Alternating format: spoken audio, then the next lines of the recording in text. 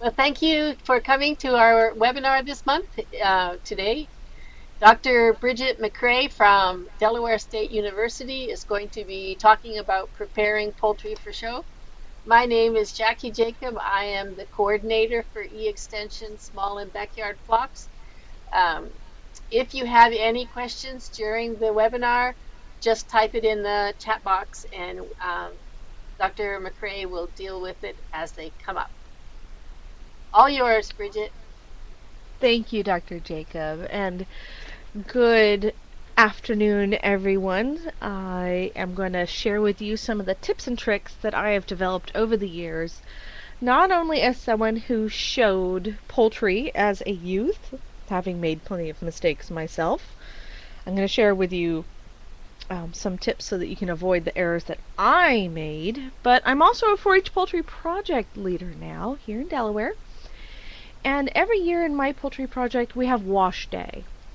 Usually we have it in June because our state fair, and Delaware just has a state fair. We don't have county fairs. We usually have that in June so that my 4-Hers can get a good idea of what it takes to really wash a chicken.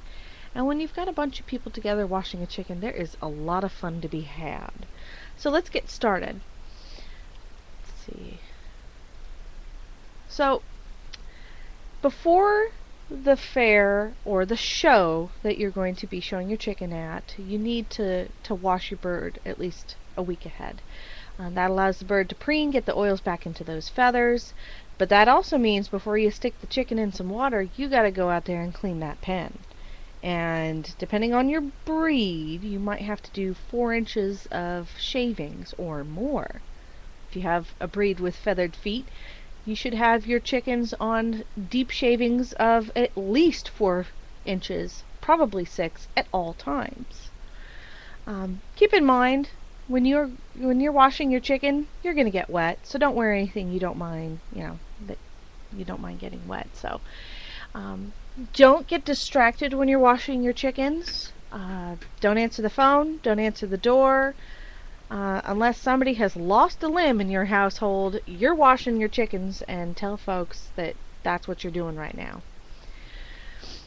You're going to need 3 separate wash tubs, and I recommend Rubbermaid bins rather than buckets because chickens really are not 5-gallon bucket shaped.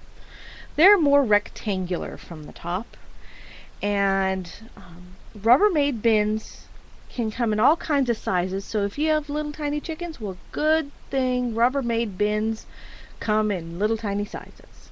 So your first tub's going to have soapy water. I'm going to recommend you go buy soap flakes or ivory soap that has no dye in it.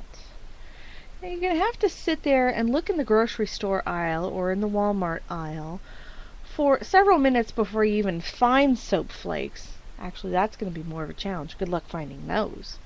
But ivory will probably be there, and you want something that doesn't have any dyes. And yes, you're going to see Dawn soap, Palmolive soap. Don't use those. You want something that has no dyes. It doesn't matter if it has a fragrance or not, just no dyes in it. Your second tub will have clean rinse water, and your third tub, well, you're going to want to go get some white vinegar. Well, everybody's so hot about apple cider vinegar, why not use that? Well, you don't want to have a risk of staining your bird in any way by accidentally using apple cider vinegar, like say on a white bird. And white vinegar is very easy to find. You can get it in gallon sizes, and it's pretty darn cheap. Lasts a long time. Just store it someplace where your other pets can't get access to it, or family members can't get access to it, and you'll use it several years.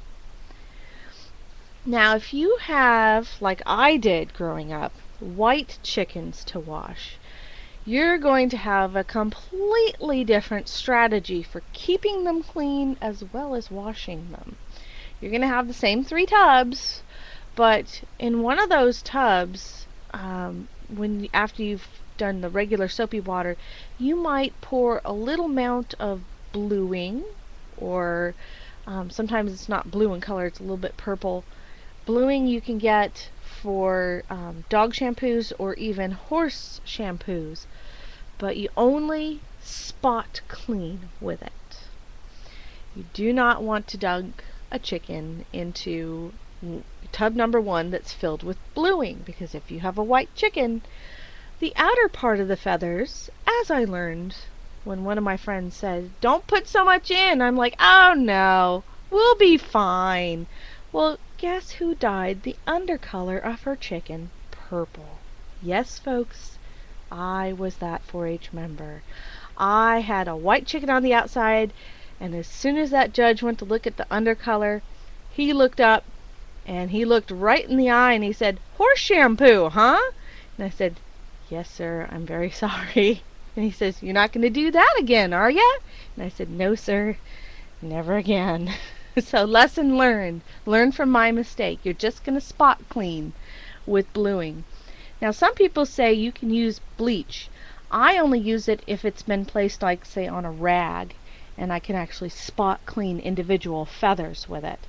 Bleach is difficult to work with. It can kind of burn your hands if you're not careful with it, so make sure you use gloves when you're working with bleach, and your parents need to be with you as you work with bleach. Alright, so you've got your 3 tubs, you've got water, you've got soap, you've got vinegar, and away we go. So tub 1, when you put your chicken in there, you always need to have one hand on the bird. If the chicken can stand up in the tub, you're going to want that hand over the chicken's back because they're going to try to fly away.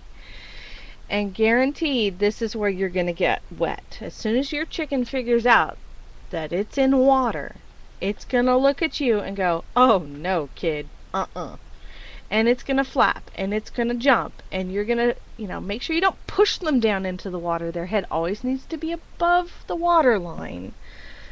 But you're going to have one hand over the bird's back, your other hand, you're going to work that soapy water all the way down to the skin, paying particular attention to around the vent and the thick feathers, usually on the thigh of the bird that's kind of underneath the wings. And this step is not quick. If you're done in 5 minutes, about the only thing you need to be showing, honestly, is a modern game bantam. Or maybe one of those Old English game bantam hens. But this step really, for a regular sized chicken, a large fowl, should take you at least 10 to 15 minutes to get that soapy water worked all the way through the body. And also, keep in mind, to wash a chicken means that you're also going to dislodge external parasites. So if you don't like to spray your chickens with any chemicals to get rid of parasites, give them a bath.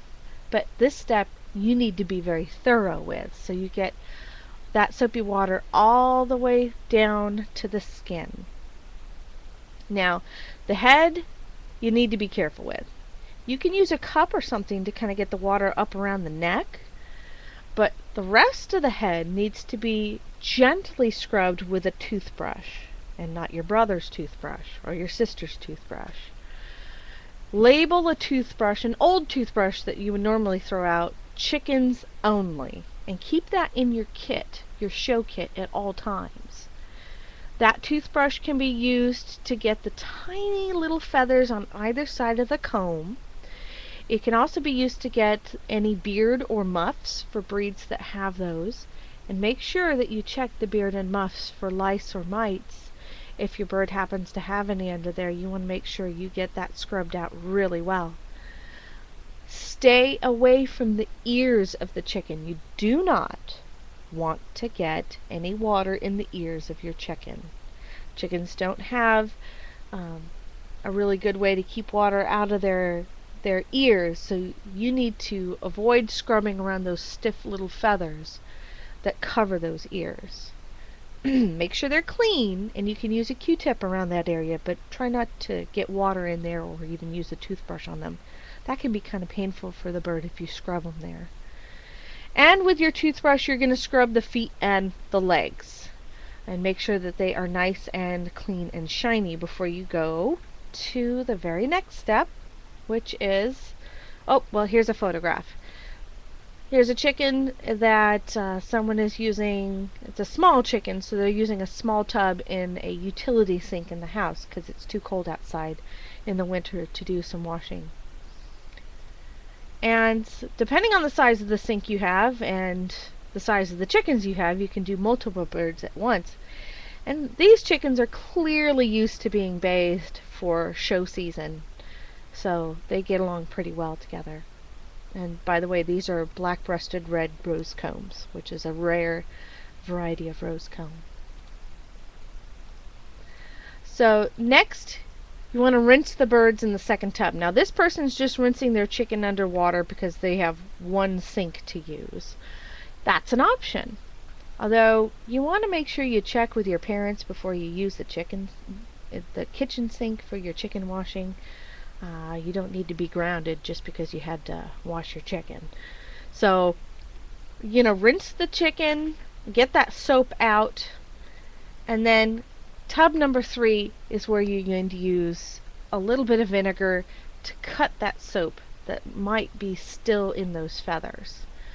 You really want to make sure you get a good job with tub number 2 or with the rinse before you go into this tub. And you do not want to get any of that vinegar water in your chicken's eyes. That would be a little rough on your birds. So use your toothbrush and go carefully around the face and make sure that you rinse carefully and do not get water in your chicken's ears. After tub 3, you're going to rinse. If it's a super hot summer day, it's 102 outside, and you wanna do this outside, go for it. But make sure that if you're going to use the hose for the rinse step, make sure that water coming out of the hose isn't super cold on that chicken, because that's still, even though it's hot outside that day, if you blast that chicken with cold water, you may shock them, and you don't want to do that. After you are done with the washing steps and the rinsing steps, you're going to wrap your chicken up in a towel. Even if it's hot outside, you still want to mop up most of that water with an old utility towel or rags, depending on the size of the chicken that you have sitting around the house.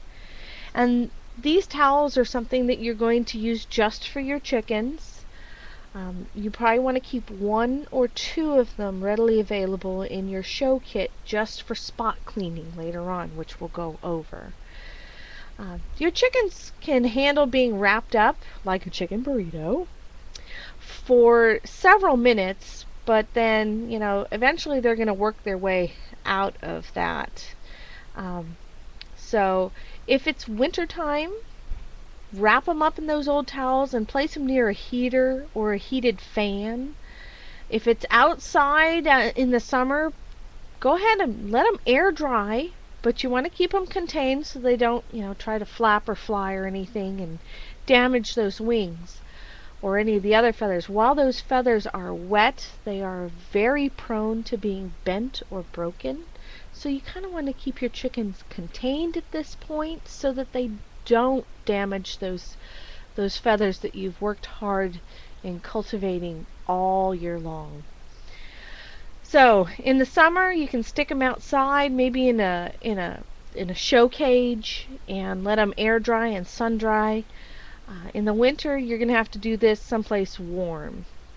And depending on how cold or warm you keep your house, and how cold or warm it is in the garage, wherever you want to let them dry, it may take them overnight to thoroughly dry, and you do not want to throw a wet chicken out into the coop if there's any amount of dampness left on those feathers. So that means you're going to have to check the under feathers, the fluff, and really in the winter you want those chickens to dry overnight in the kitchen or in the mudroom or in a warm part of the garage. So you don't want to throw them back out in some place where they're going to get cold. Now for the birds that have very loose feathers, for example, a silkie, a cochin, something that should look big and puffy, you're going to have to blow dry your chicken. So you might have to dedicate quite a bit of time to blow drying individual birds, and that will help those feathers really loosen up and gain volume and make the chicken appear, once again, very fluffy or round, because you want a very round appearance for your cochins. I really like show cages, and I'm not talking about rabbit cages. I'm talking about poultry show cages like you can get from Kuiper Cooping. They're a good investment, and they fold up flat, so it also makes a really good kind of cage to keep on hand for practicing showmanship, for emergency sick chicken housing. If somebody gets injured or appears ill, you can just unfold it real quick, put some shavings down, and boom, you've got your quarantine housing. But then again, also for drying your chickens after washing them. So here's an example of those show cages. We've got two male birds sitting next to each other. My friend used her mom's kitchen broom as a perch, so they're perching on that. And yes, I can guarantee that that broom was cleaned after the chickens were done perching on it overnight. But in her household, the chickens kind of take over the kitchen a little bit on washing days. But that's why she keeps a big stack of old newspapers so that she doesn't make a huge mess of the process. And that little device sitting in front of the chickens is a heater pointed at the birds, as well as a little bottle of isopropyl alcohol. So let's talk about some of the pitfalls related to preparing your chickens for show. Almost guaranteed you're going to have to do a load of laundry after washing your chickens, because after you make chicken burritos, a lot of your chickens will probably defecate in the towel. So you're going to have to, at some point, unroll your chickens and blow dry them. And if any of them have defecated, you may have to do a little individual feather rewash to make sure that there's no stains, especially if you have a light colored bird. And again, do not get water in the ears of your chicken, because that's a vet bill that nobody wants. And you might have to start giving some antibiotics to your birds if they get an ear infection. Again, you want to avoid that at all costs. For the next steps, which you don't have to do on chicken washing day, but you can do, like, say, the day before you take your birds to the show, you want to trim the beaks, the feet, and the toes, and work on that. To trim the beaks and the toenails, you want to use like a cat or dog toenail trimmer, but having showed dogs in my youth, we quickly switched to a Dremel tool, or with the one photograph here up in the upper right hand corner. That's a Dremel tool. It's just basically a rotary tool, and we'd use the rock attachment and grind down the toenails of our dogs, which helped immensely so that we didn't hit the quick of the dog and cause them pain. Chickens have quick in their toenails too. You can easily see it if you turn the toenail upside down, but if your chickens have dark toenails, you run the risk of trimming back too far. But if you use a Dremel tool or a rotary tool, you can grind that toenail down, even the big spurs on roosters, and grind them down to the correct shape as well as length for your breed. Same for those spurs on those roosters. I really like using a Dremel tool. I know the chickens hate it, but you can also potentially use the Dremel tool on the beak.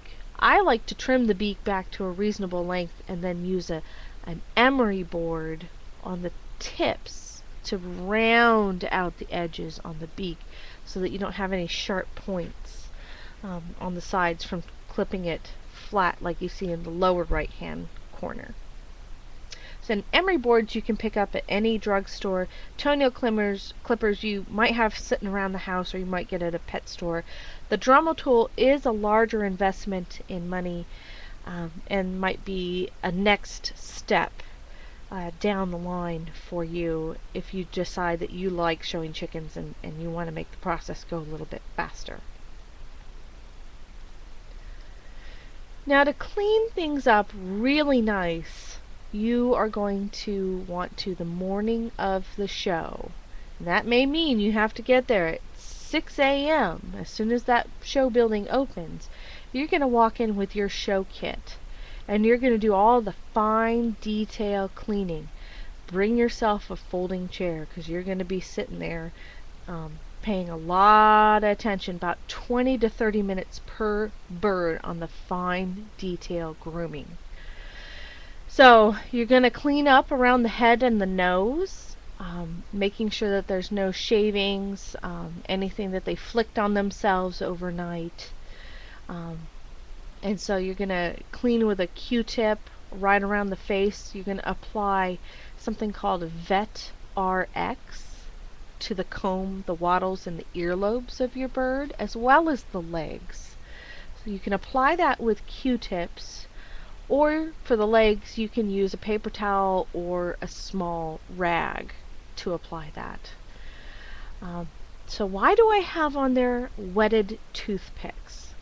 This might be a step that you choose to do on wash day, or you might have to do some spot cleaning at the show, but I chose to put it here.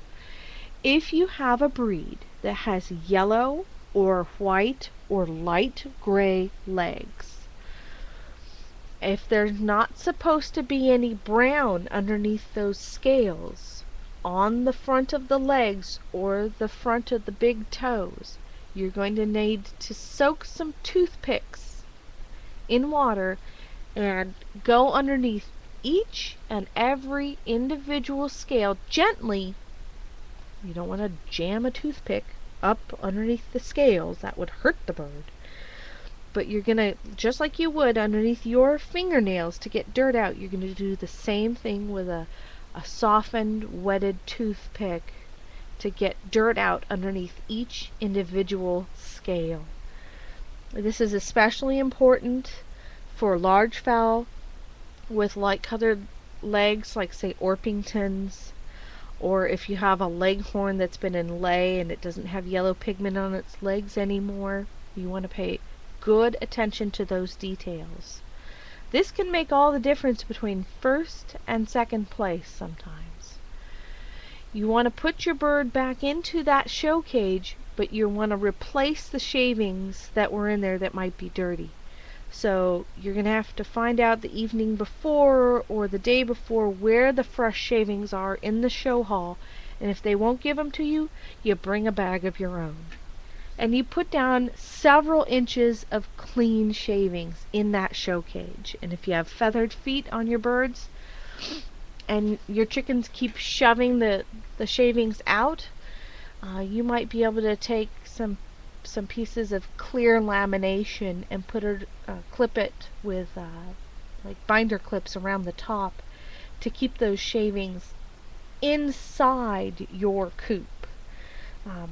Using clear sheets of lamination or clear plastic will also keep your chickens from rubbing their feathers on the wire of your cage, and that means that there's less likely that they'll back their feathers into the wire and then maybe split a feather or break a feather. Of course, let your chickens preen. Keep those shavings clean every day as you get ready for the fair. Something you might want to invest in is a little doggy pooper scooper, where you walk around your coop every day and you just scoop up their mess, and you're done in about a minute and a half. So rather than doing weekly clean outs, if you do daily clean outs, then you're going to save yourself more work later on. Vet RX is definitely something that you want to have on hand because it can also be used to spread on the chicken's legs and feet and help get rid of scaly leg mites. But it needs daily application. Now, if you have waterfowl, like say ducks or geese, it gets much easier. You just put them in a tub of clean water and they go to town. They clean everything up on their own. So, you give them, if you don't have something outside that you can keep warm enough for winter washing, guess what? Bathtubs work great. And you can scrub them up in a tub of warm bath water and they're going to do all the rest. You still need to trim their toenails. You may still need to use a soft toothbrush on their beak, but waterfowl beaks are very sensitive. You need to be very careful with the beaks on your waterfowl. You don't want to scrub too hard and cause irritation. Your ducks will look at you askance every day from there on out if you do that. Using a Q-tip, you want to clean around the eyes and the nose if your ducks didn't do a good job there. And again, use those wetted toothpicks underneath the leg scales if there seems to be a lot of dirt underneath there and you have a breed that's going to be very noticeable on. So, if you're washing turkeys, you're going to use the exact same process as if you were washing chickens. Just use bigger containers. I'm going to recommend that unless you are an older teenager, you need your parents there to help you wash a turkey. These are very strong birds with very strong wings. And if they decide to flap and try to get out of a container, they can hurt you. So you'd also, if this is a meat bird for a meat show, and you would also wash broiler chickens as well before a show. If this is a meat bird, you do not want to bruise those wings right before going to the show, because that's, again, you don't want to show a bird that has bruising on any marketable part of the body. So keep in mind when you're walking around, moving your turkeys from place to place, you want to carry your turkey, not sit there and push and prod your turkey and stress them out. That's just never a way to treat your turkey. You want to carry them to and from wherever they go, and you want to make sure that you know how to do that properly. To carry a turkey, you stand with them on the ground in front of you. They are either facing your left arm or your right arm, so they're going to be facing one direction or the other. And you're going to reach down and grab the turkey's leg that's closest to you, and grab the turkey wing that is farthest from you. And then you're going to lift that bird so that the wing that's closest to you is trapped against your body so you can control it. That is done so that the far wing doesn't flap up and break your nose, and that the close leg doesn't scratch and tear your clothing. And that's the best way to grab a turkey. Now, when you grab that far wing, you want to grab the bone that's closest to the body. So that's kind of tucked up underneath the bird. You want to feel that out before you start doing that. But that's how you move a turkey around. Keep in mind, they're going to flap just as much as a chicken, but you're probably going to get wetter. When you're transporting your nice clean bird that you've had in your clean coop all week prepared for the show, you don't want to use a container that's going to cause the bird to break feathers. I do not like wire carriers. I see people try to shove as many birds as possible into one carrier, and inevitably somebody breaks a tail feather or a wing feather, or you spend way more time zipping feathers back together the morning of your cleanup. I like dog and cat carriers. I also like fruit boxes that have air holes in them, like say apple boxes or orange boxes. Cardboard boxes with air holes, those work fine. I also know some people who will take a Rubbermaid container, and instead of using like say the regular solid top on it, they will drill holes, at least a dozen to 15 holes with about an inch to an inch and a half in diameter all over, so that there's adequate airflow. And again, that's a surface that is smooth so that they won't break feathers on the inside. And you want to put shavings down, again, so that if you have a long ride, the birds, if they should defecate, have something absorbent in there. I do not like straw. Straw tends to not be absorbent. I prefer shavings in transport containers. There are such things as show carriers. They're usually made out of wood with plenty of ventilation. They open in the top, usually. But in the bottom photograph, you can see that somebody has found a solution similar to what I had mentioned with drilling holes in a Rubbermaid bin. Instead, this is a bin where somebody just replaced the top with wire. Again, you run the risk of the birds jumping up and startling themselves and potentially hitting their head on it, maybe bloodying a comb, but you can practice transporting your birds in these containers so that they handle it really well. Show carriers should run you about $30 to $50 depending on the size, and there are various makers across this great nation of ours who will sell you those. And I also recommend marking your show carriers with your name on it so that somebody doesn't walk off with your show carrier. Alright, at the competition, you're going to use a little VetRx on the comb wattles and the earlobes. You're going to wipe the bird down with a soft cloth to get any dust that's on the feathers off of those feathers. You're going to zip those feathers back together, paying special attention to the tail and the wings. And extra Q-tips are needed just for little bits of cleanup. And for some of those birds, you may want to wipe them down with a silk cloth or a little piece of silk so that they get an extra amount of that dust off of them. Show halls can be very dusty places because so much of those shavings kick up dust that it just lands back on the birds. So keep that down in your show kit.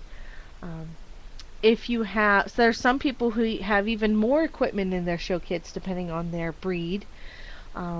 Different sprays that they use for cleaning their birds up. But I'm keeping this fairly general because I don't know what most of my listeners will have available as their show breed. So I will at this time take questions, and I'm sure that those of you who are out there about to embark on your first chicken washing adventure have quite the story to tell to people once you're done doing this and can say that you have officially washed a chicken. Can't say as I've done it, that it sounds like fun. It is entertaining. I can imagine. I know Joe, lots of parents who questions? videotape it, so. Oh yeah, it's good for showing friends. Mm-hmm. Joe, if you have any questions, just type them in the chat box.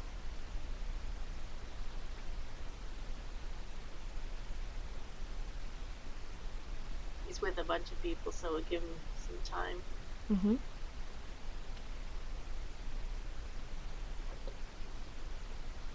Well, it doesn't look like Joe has any questions. So, thank you very much for coming. Let me look and see what the next webinars are, because we always have one every month. Where are we? Next webinar is Meat Quality Issues with Small and Backyard Poultry Flocks. That comes from the fact that some of the small and backyard flocks are starting to see green mussel disease in the bigger flocks. So that will be one of the issues that will be discussed, and that's on August 31st. I hope you are able to join us. In September, we'll be looking at an overview of chicken anatomy. October, we'll be raising guinea fowl. And November is on turkey care and management. So As I said, I'm Jackie Jacob, and I um, moderate and organize these uh, webinars. If you send me an email with questions or ideas for further webinars of any kind, we can add it to our wish list. And my email is there in the chat box. Joe knows it as well. So if you have any questions or you have any ideas for webinars, give me a call. Thank you very much, Brigid, for a very interesting presentation on preparing poultry for show. Happy chicken washing, everybody. Thank you.